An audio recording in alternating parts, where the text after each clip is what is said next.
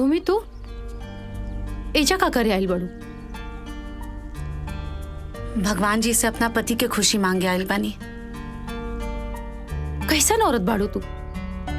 पहले हमार भैया से शादी तोड़ के ओकर दिल तोड़ देलू, और अब राजा के नाम लेके हमार सामने हमार दिल दुखावा ताड़ू। दो प्यार करे वाला के पूरा जिंदगी खराब कर देलू। देखा शिक्षा, जे भी भाई वो इतना जल्दबाजी में भाई कि का सही है का गलत है ये सोचे कि समय ही ना मिलल। पर कहल जाला ना, भगवान दो प्यार करे वालन के मिलावे खातिर कोनो ना कोनो रास्ता निकाल ही लेवेले। हम राजा के पत्नी तो बन गई नहीं, पर उनका के पिता बने के सुख हम कबो ना दे पाइब। जे गलती करेला ना ओके ओकर सजा ए धरती पे मिलेला, यही जा मिलेला ओके ओकर सजा। खैर छोड़ा, तू हमके काहे के ये सब बताओ ताड़ू? काहे कि हम चाहता नहीं कि तू राजा से शादी कर ला। ऐसे दो प्यार करे वाला लोग पूरा जीवन एक दूसरे के साथ रही हैं। हमरा खातिर राजा के खुशी से बढ़ के और कुछ नहीं के। यही में राजा की खुशी बा, और अगर सोच के देखबू तो यही में तोहरो खुशी भी बा।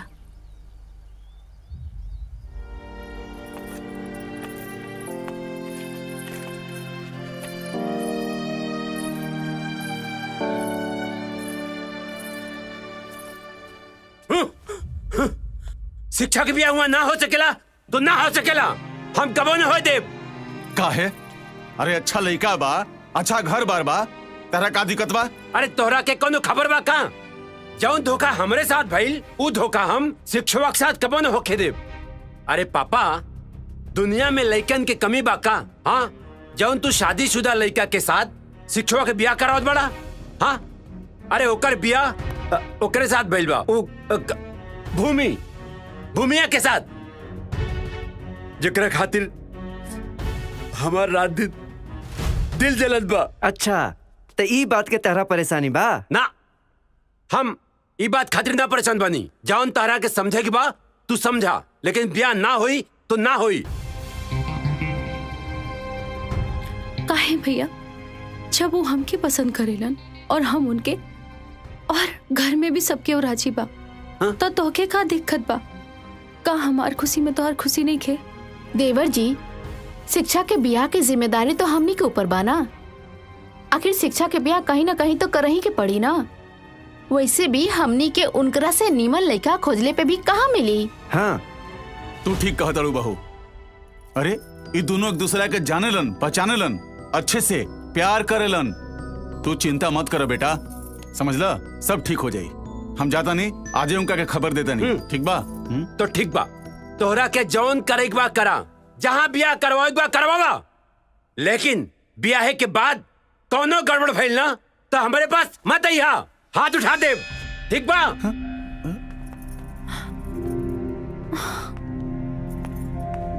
बाबूजी बोली ना उनके। अरे छोड़ ना बेटा, पागल बा, यही खातिर तो ओकर मतारी ओकर से नाराज बड़ी। तू चिंता मत करा, तहार बियाह उजी हुई, ठीक बा? सच ना? जा खुश रह।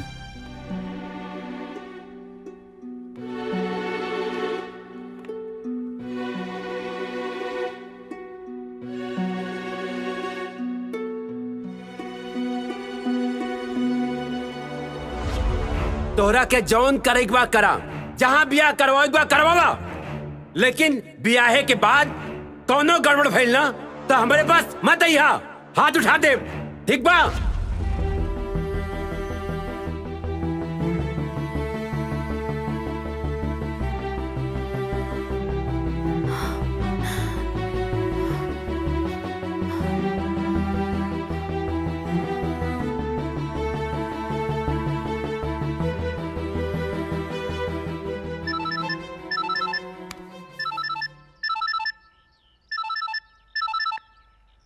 हेलो।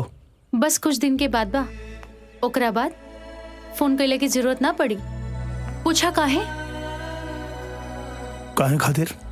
अरे बुद्धू, कुछ दिन के बाद हमने के बियाह हो जाए और हम ओकरा बाद तोहर सामने 24 घंटा रहब। भइल? अच्छा छोड़ा, ही बतावा, भूमि से तलाक के बारे में बात भइल? हाँ बात भइल, तैयार बाड़ी। का बात कर ताड़ा? इतना बोड़ खुशी हमसे अभी ले छुपैले रहला हा? बोला काहे?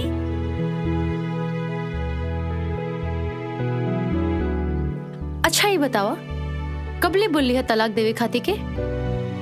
अच्छा ठीक बा, हम बाद में बात करता नहीं।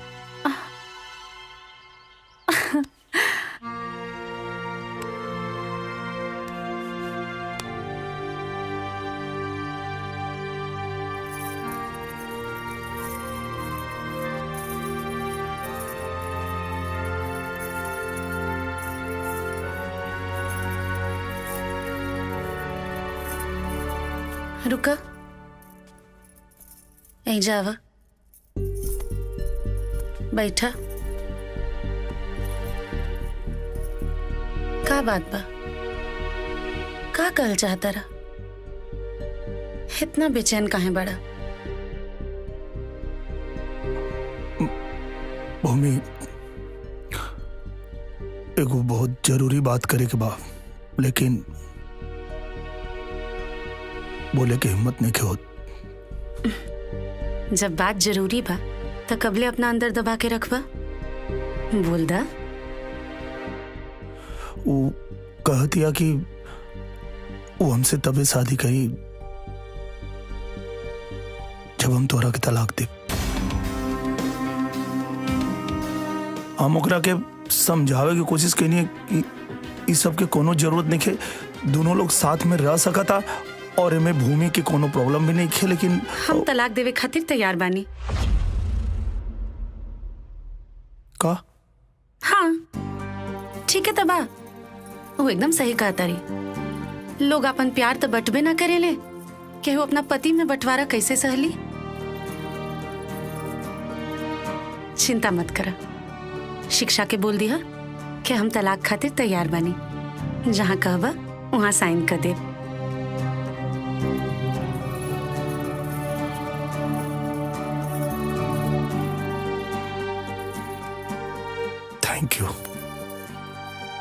थैंक यू भूमि।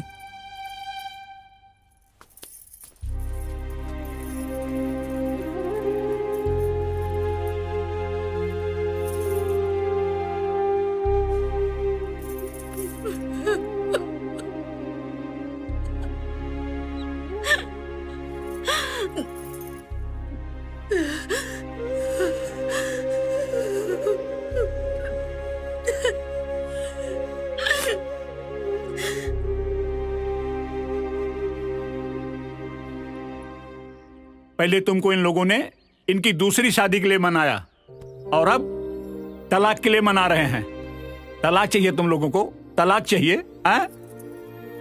अरे 1999 कारगिल युद्ध में जब मुझे मौत छूकर निकल गई थी तो मुझे ऐसा लगा था कि भगवान मुझे किसी अच्छे दिन के लिए बचा लिए, लेकिन आज अपने घर में यह हालत देखकर, ये दिन देखकर मुझे ऐसा लगता है कि मुझे उसी वक्त शहीद हो जाना चाहिए था। भगवान क्यों बचा लिया मुझे ये दिन देखने के लिए? क्यों बचा लिया मुझे?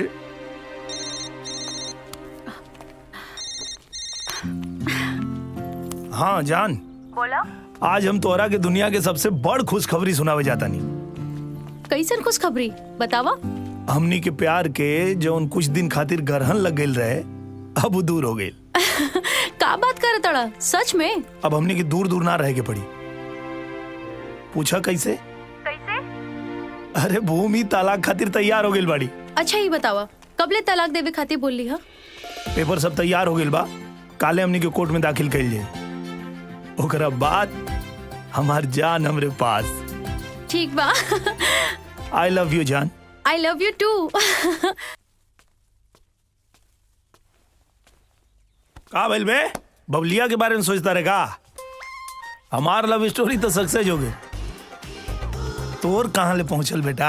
अरे बबली गल तेल लेवे, प्यार मोहब्बत बहुत बुरा चीज है। का भइल रे? बबलिया धोखा दे देलस का? इतना दुखियों के काहे बोलत रे बे? बस करा, जब से हम चाची के तोहरा प्यार में रोते देख ले बानी, तब से हमार प्यार से भरोसे उठ गइल बा। पता ना चाची के रोवा के तहरा कौन खुशी मिलला।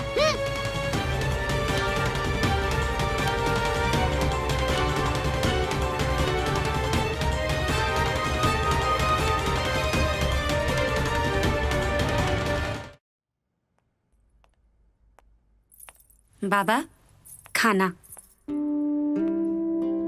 हमको भूख नहीं है खाने की, वापस ले जाओ। जाओ। का भइल बाबा? राउर तबीयत तो ठीक बा ना? अरे मेरी तबीयत बिल्कुल ठीक है, मैं एकदम अच्छा हूँ। ये बताओ तुम्हारी तबीयत कैसी है? हमके का भइल बा? हम तो एकदम ठीक बानी। बहुत ठीक हो। आओ इधर बैठो, बैठो जरा, बैठो। हाँ इधर रखो। देखो बेटी, जब से राजा की दूसरी शादी तय हुई है ना, पूरा परिवार के सब लोग बहुत खुश हैं, सब खुश हैं, किसी को कोई समस्या नहीं है। लेकिन मुझे समस्या है, और मुझे इस बात की समस्या है कि राजा की दूसरी शादी के बाद तुम्हारा क्या होगा। पर बाबा हम तो खुश बानी ना, और बियाह के बादो खुश रहब। आप हमारी चिंता मत करी। अरे पगली, अरे तू किस मिट्टी की बनी है रे? किस मिट्टी की बनी है? दुनिया की तू पहली औरत होगी जो अपने पति की दूसरी शादी से खुश है। कोई औरत दूसरी शादी से खुश नहीं हो सकती, नहीं हो सकती। बाबा अगर सवाल हमरे जिंदगी के रहत तो शायद हम कबो भी इतना बड़ फैसला ना ले रहती। पर यहाँ सवाल केहू और की जिंदगी, केहू और के खुशी के बा। और तुम्हारी खुशी का क्या? हमार खुशी, जेकरा पास बल्लू जैसन इतना प्यार से चाची बुलावे वाला भतीजा होखे, रउआ जैसन अपन खुद के बेटी समझे वाला बाबा होखे, इतना प्यार करे वाला परिवार होखे, ओकरा खुशी के कौन कमी बा? हाँ हम एकदम खुश बानी। तुम खुश हो? हाँ हम एकदम खुश बानी। अब रउआ खाना खा ली, ना खाएं तब हम दुखी हो जाए। कुछ और चाहिए तो आवाज दे दें।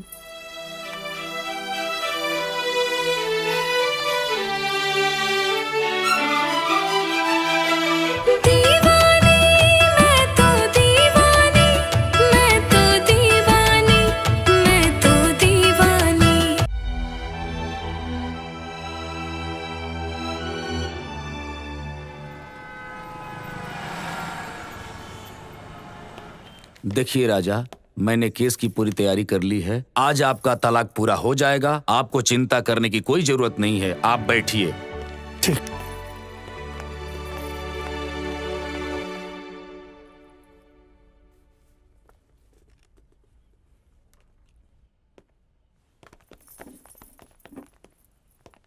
बैठिए।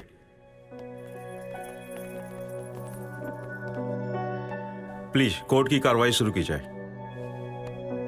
जज साहब, वैवाहिक जीवन आकर्षक और संपूर्णता से परिपूर्ण जीवन है, लेकिन यह तब संभव है जब जीवन सुखदायी हो और इसमें पति पत्नी के बीच में सामंजस्य हो, प्रेम हो, अटूट बंधन हो, विश्वास हो, एक दूसरे के प्रति समर्पित होने की ताकत हो। तब जाकर यह काम पूरा हो सकता है, वरना जीवन कड़वाहट से भर जाएगा।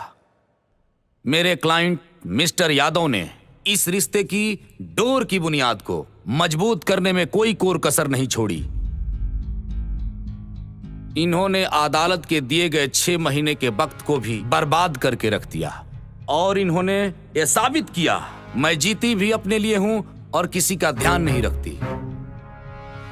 जज साहब, मैं एक बात स्पष्ट कर देना चाहता हूं कि जिस तरह से मिस्टर यादव ने अपनी समझ के साथ दाम्पत्य की डोर को आगे बढ़ाने का काम किया है, मिसेस यादव ने ऐसा काम नहीं किया है। मैं यकीन के साथ कह सकता हूं कि इनमें नारी होने का संपूर्ण गुण कभी विकसित हुआ ही नहीं।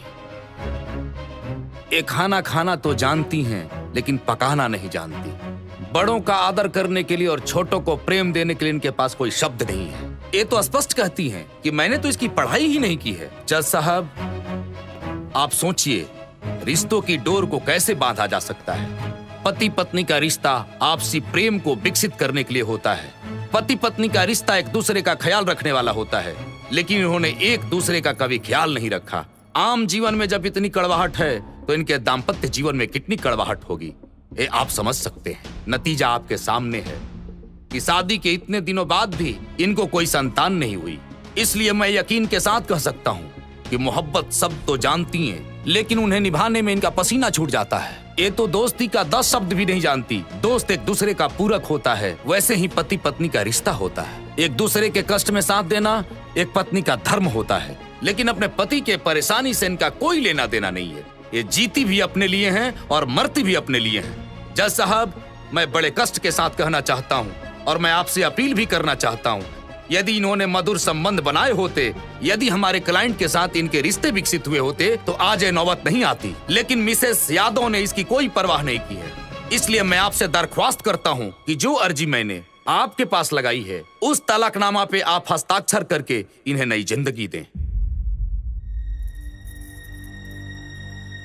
मिसेस यादव, आपको अपने बचाव में कुछ कहना है?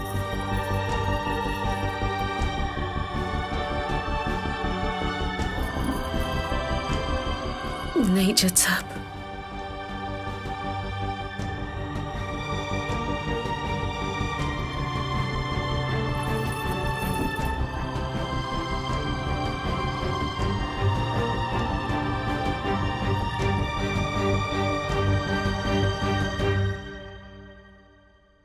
हिंदू मैरिज एक्ट 1955 धारा 13B के तहत मैं ये फैसला सुनाना चाहता हूं कि मिसेस यादव और मिस्टर यादव के तलाक। आई एम सॉरी जज साहब, हमारे तलाक के लिए जो वकील साहब ने दलीलें पेश की है मैं उससे सहमत नहीं हूं। राजा, माफ कीजिए वकील साहब,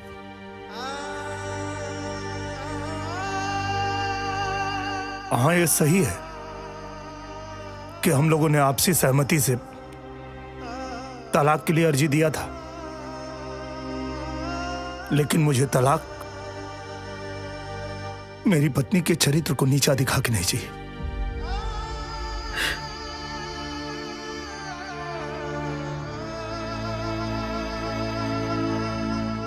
नहीं जज साहब, वकील साहब ने कहा कि मेरी पत्नी को दोस्ती के मायने पता नहीं। मिलॉर्ड, मैं तो यह कहता हूं कि मेरी पत्नी की जैसी दूसरी दोस्त इस दुनिया में हो ही नहीं सकती है।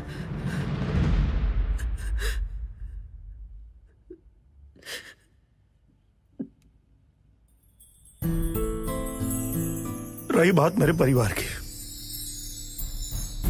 तो इस तलाक से मेरे परिवार में कोई खुश नहीं है। मेरे परिवार के लोग इनके स्वभाव से और इनसे इतने प्रभावित हैं कि मेरे दादाजी, मेरे भैया, मेरे भाभी, मेरा भतीजा, कोई यहां तक नहीं आया है। और जो लोग आए हैं, मेरी मां, मेरे पिताजी, वो लोग इस तलाक से कितने दुखी हैं आप इनकी आंखों में देख सकते हैं।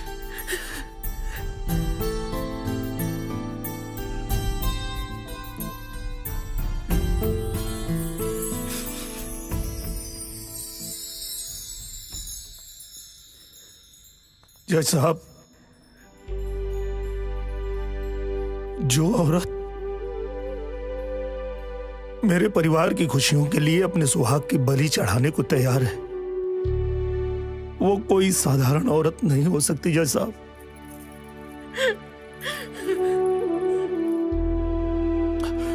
नहीं चाहिए मुझे तलाक, नहीं चाहिए।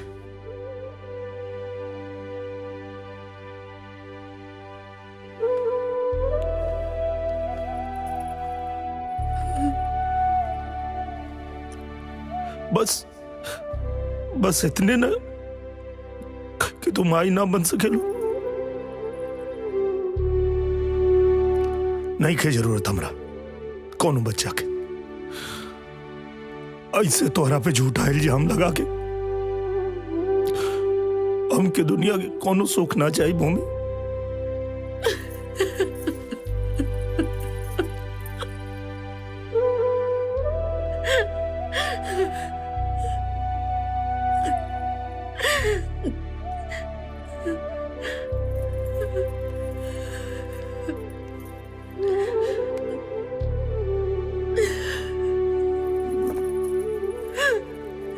भूमि,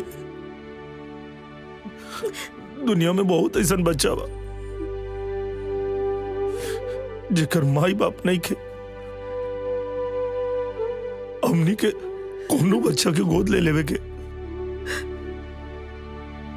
लेकिन तोरा ऊपर इतना बड़ लांछन लगा के हमके नहीं गिराए के।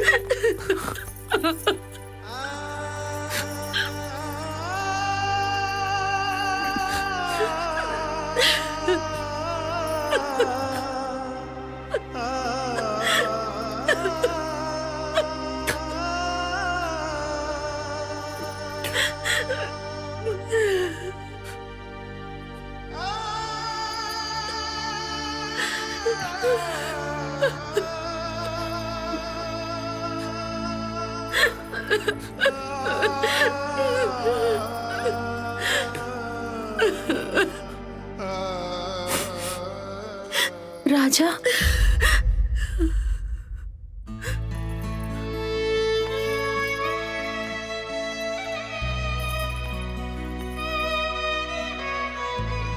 एगो प्रेमिका होखला के नाते बहुत दुखी बानी, लेकिन एगो औरत होखला के नाते बहुत खुश। औरत के प्रति तोहर ई नजरिया देख के हमरा नजर में तो और भी श्रेष्ठ हो गईला।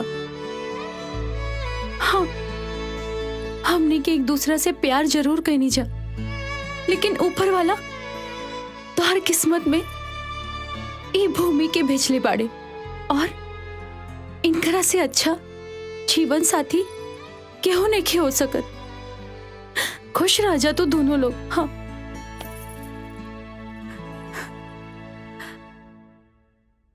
बाय।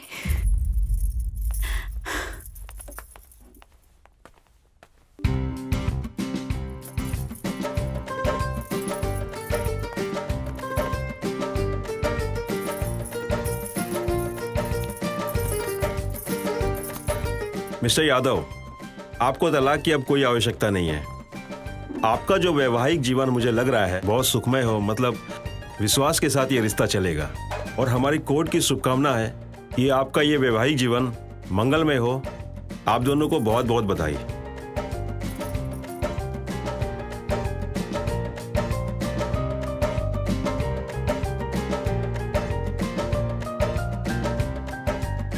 अरे भाई रुको रुको रुको, कहानी का असली सच ये नहीं है कि भूमि माँ नहीं बन सकती। असली सच ये है कि भूमि ने बच्चा न होने का नाटक रचा था ताकि राजा को अपना प्यार, शिक्षा मिल जाए और दोनों हंसी खुशी जिंदगी में रहें। भूमि की जितनी भी प्रशंसा करें उतनी कम है, क्योंकि उसके दिल में पति के प्रति प्रेम भावना का त्याग मानव संसार में सदियों तक याद रहेगा। धन्यवाद।